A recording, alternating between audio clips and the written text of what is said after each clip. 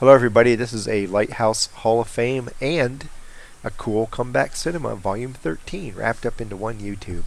We're here in the European server with sebastianpotato and his M24 Chaffee. Malinovka Standard West, and that means passive spotting. Both teams are dominated by mediums. There's no artillery in the battle. 2 scouts on the enemy team, 1 on his, and after that 2 heavies, 4 TDs on his team, 2 heavies, 3 TDs on the other team.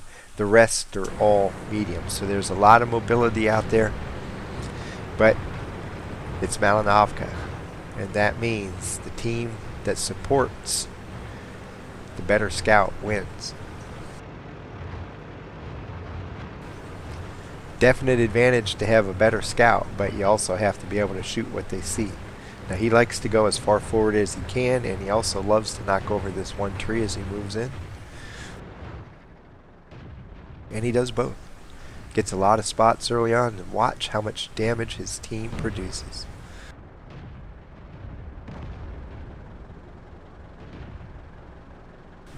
Keep watching. They're bound to at some point. The ELC moves into the bush, and he's F7 and gets backed off right away because he's spotted, and we're still waiting on all that damage.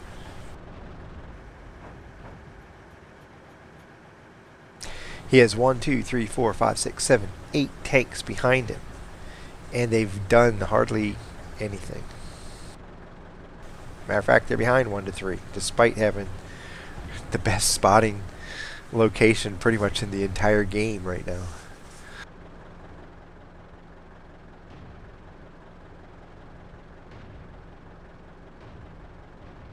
Well, they've managed to pick off another guy.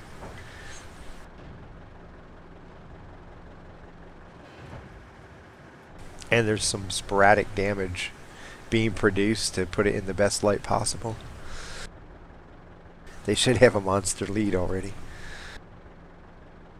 So as a scout, you're sitting here watching all the spots and kind of cursing, going, come on guys, hit them. You can shoot through a window. I know you can. I've done it before. Hit them.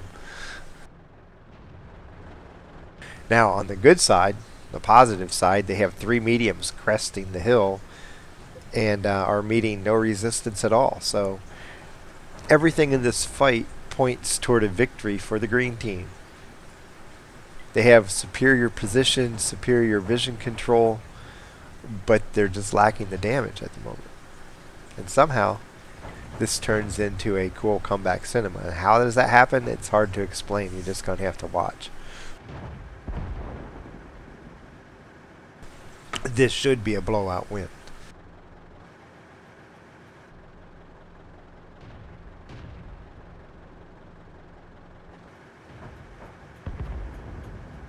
They finally have a 2-tank lead.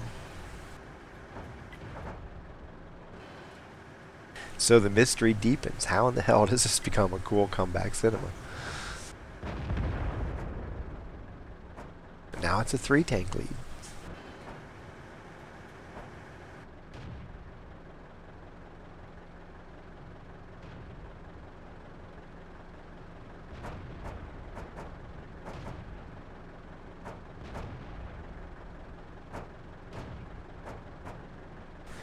But listen to how many shots are going off, and look at how much damage is being produced. Maybe 1 out of 10 or 15 shots right now is hitting. So it's not very good shooting.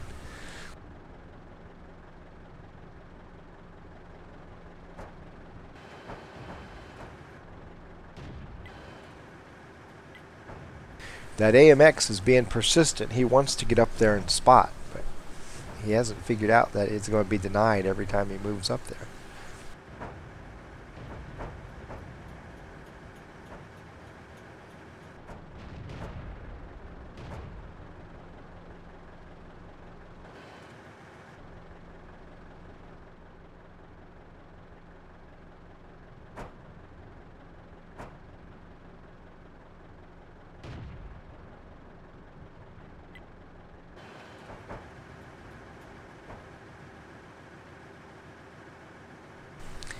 Sebastian likes to move over here, but he can't with the tank sitting over just behind the hill on F7. The 150 appears content to stay where he's at. And so I think Sebastian's tired of waiting. Uh-oh, is he going to take a shot? Oh, the guy backs out.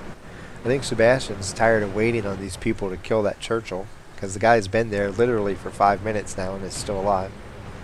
And he's going to back off and move to somewhere else where he can help his team better, because they just aren't hitting what he's seeing. If that ELC was dead, he could probably cut across the water right there, but he's not going to wait. And now that he moves, the 150 is pulling forward. If the 150 had done that while Sebastian was still over there, he might have backed the Roach out into a position to where Sebastian could shoot him.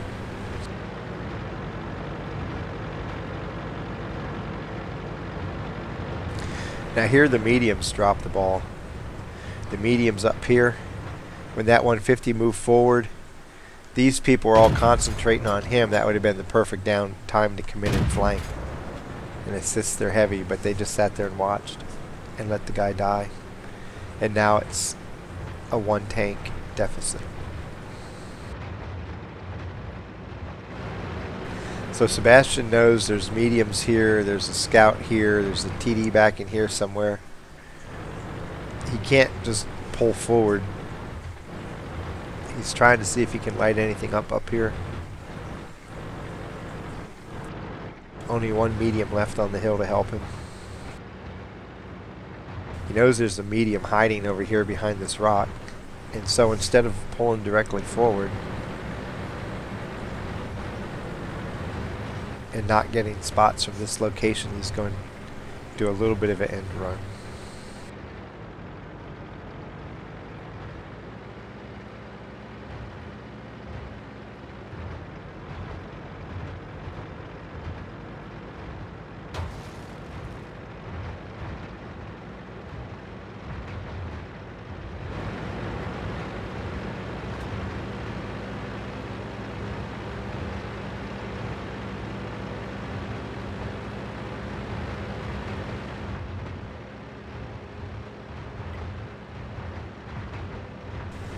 So here he comes in. Oh, there's a surprise medium off to his left. He's going to have to twist around and shoot this guy. Hopefully the Skoda helps him out.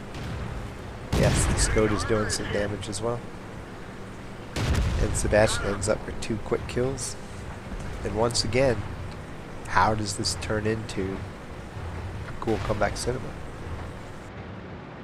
Permission to engage. Target released.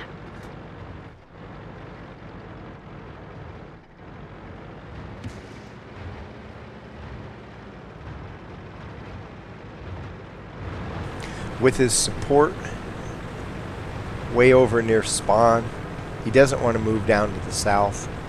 He knows there's a hidden Nashorn somewhere down in here in the bushes. There's the Churchill here. The heavy was last seen down in this area. And the ELC is over here, capable of spotting them as it comes down. So moving into that territory with no support is pretty much suicidal. So he's going to slowly work his way back toward his mediums and try to provide spots in the location where they might be able to help once the enemy team attacks. Checks along the way, I think, to see if he could catch that ELC, spot him again.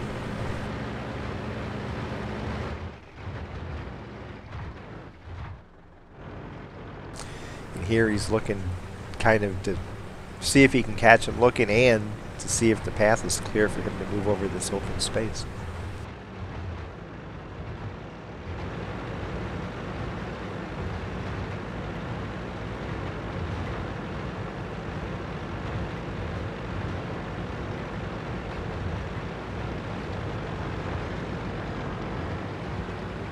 And so with them covering the southern part of the map, he's going to set up here. Oh, and here comes the Churchill at last, pulling forward. He's going to try to use the bush to conceal his shot. Penetration.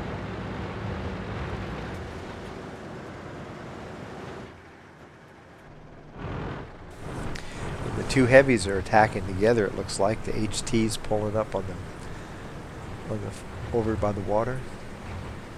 You wonder right now, where is the AMX ELC? Because if the heavies are attacking and the ELC comes too, this could be trouble.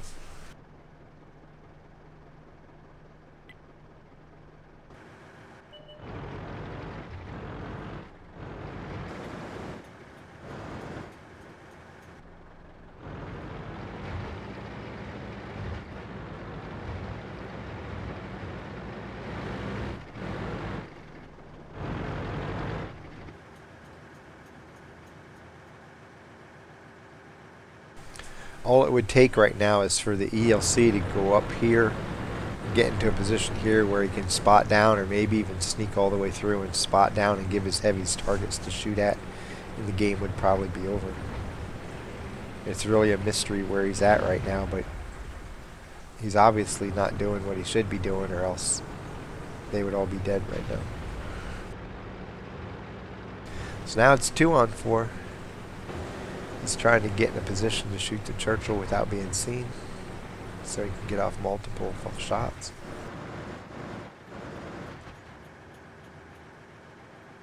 Wait, he'll just wait until the guy goes behind this added bush. If you move, you might have to move a little bit. There you go. Get concealment and fire. That one didn't go through.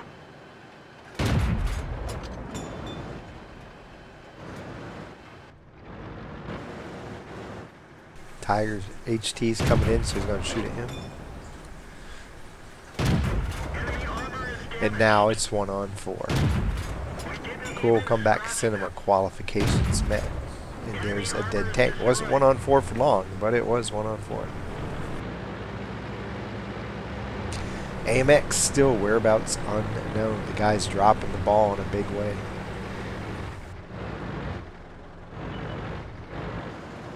But he knows where the Churchill is, and now he's set up to shoot at this guy. One more shot kills him. Unless he bounces. Bam.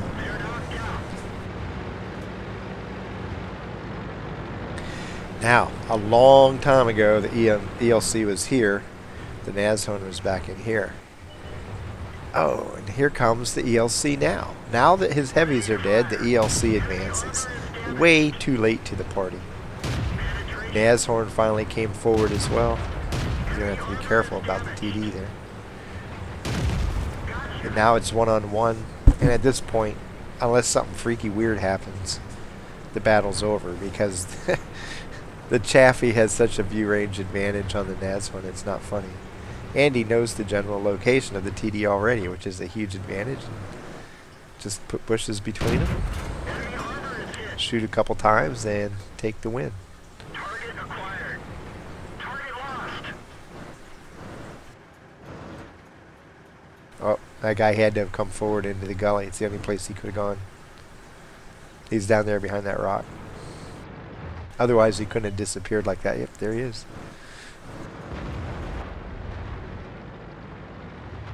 Now, he has to be careful, because that guy hits him once, he's dead. So, he knows that. He's going to reposition to try to get a better firing position.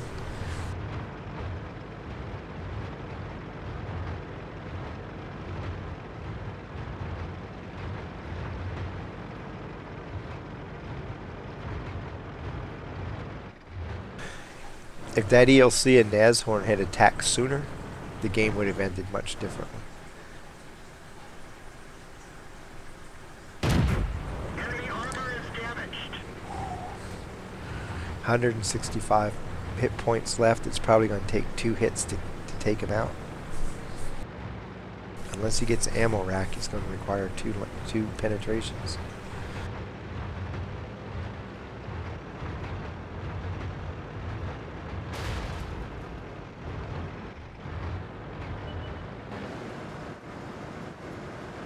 And here we go. He's going to move over, use that big bush, pull up, gain his target gain almost over.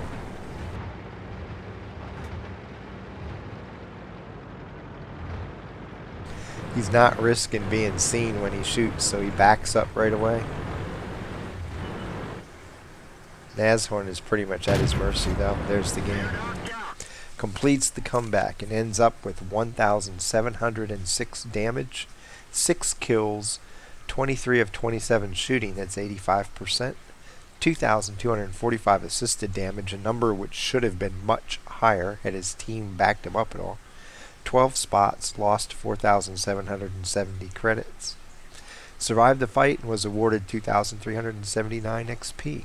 Then he adds Top Gun, Scout, and Patrol Duty, along with Spotter, Bruiser, Duelist, and Fire for Effect mini medals, and that gives him a second place battle score of 2,469.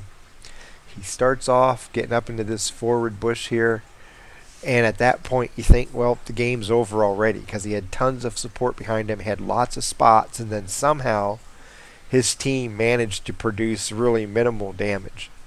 Considering the amount of damage that was out there on the table, they performed very poorly. They were shooting a lot and producing almost no damage. And so eventually, after a few of the tanks died, this Churchill was just hanging out behind this building in the window and not getting hit. He came to the conclusion, hey, I need to go somewhere else, because what I'm doing right now has pretty much reached the peak of its effectiveness. And I need to go help elsewhere before this battle becomes a complete disaster. They had 3 mediums crest the hill and then just sit here and never do anything. They were basically getting held up by the Nashorn and 2 mediums. And the ELC prevented him from pulling forward like he would want to do, pull up here and then spot from over here, and you can light these guys up for the people on the hill. And the 150 came forward to here and then stopped. If the 150 had come up and pushed the ELC back far enough, Sebastian could have taken him out and then come over here and helped. It would have been a much different battle. But he didn't, and so Sebastian started to circle around. Then the 150 went forward on his own and died right away. Sebastian did, however, get to see what he was up against, so instead of coming in this way, he moved up here with the intent of taking out the TD hiding behind, or the medium hiding behind that rock. And when he went in on him, he realized, hey, there's another medium right over here. And so he got 2 kills for the price of 1. By that time, he was ended up in a position to where he was over here on his own. The only 2 allies left were back in this position. He knew that continuing his assault to the south would put him 1-on-3 or worse with no support, not even any arty to help out. And so he wisely decided to break off his attack and go back and position himself to help defend. At that point, they were 3-on-4.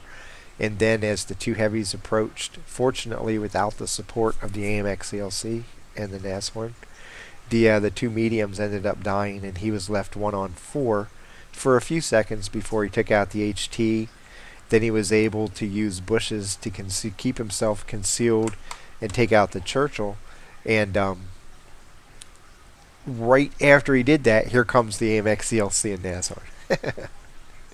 Just yet another example of, if you want to win the battle, attack together. Don't attack one at a time. The heavies, you got to give them credit. They did try to push the field together, but they didn't have the support of the other 2 tanks. And so effectively they were playing 2-on-3 in what should have been a 4-on-3 advantage. So they had 2 waves of 2 tanks, and Sebastian was equal to the task. Superior view range and excellent knowledge and application of using bushes to conceal your fire, so you get to shoot and evade, shoot and evade, shoot and evade. And it enabled him to come back against 4 tanks who didn't quite play it correct. The heavies, to their credit, I gotta say, I smack on heavies all the time for good reason, but in this battle the heavies actually tried to do the right thing, and it was their support tanks that really screwed up the fight for them. So the heavies tried and failed because the light and the TD didn't recognize the situation and take advantage of it. As always, you can learn from both sides of a Hall of Fame map. You learn from Sebastian and how he chose to position himself based on what he was seeing on the map, and how he used bushes to conceal his gunfire. And you learn from the enemy team and how their scout failed to recognize what was going on and take the appropriate action to help his team out. And the TD was Johnny come lately to the party as well. So in every win there's things to learn, in every loss there's things to learn, and smart players look at the big picture and learn from both sides. Malinovka, Standard West, Cool Comeback Cinema, Volume 13. Happy hunting.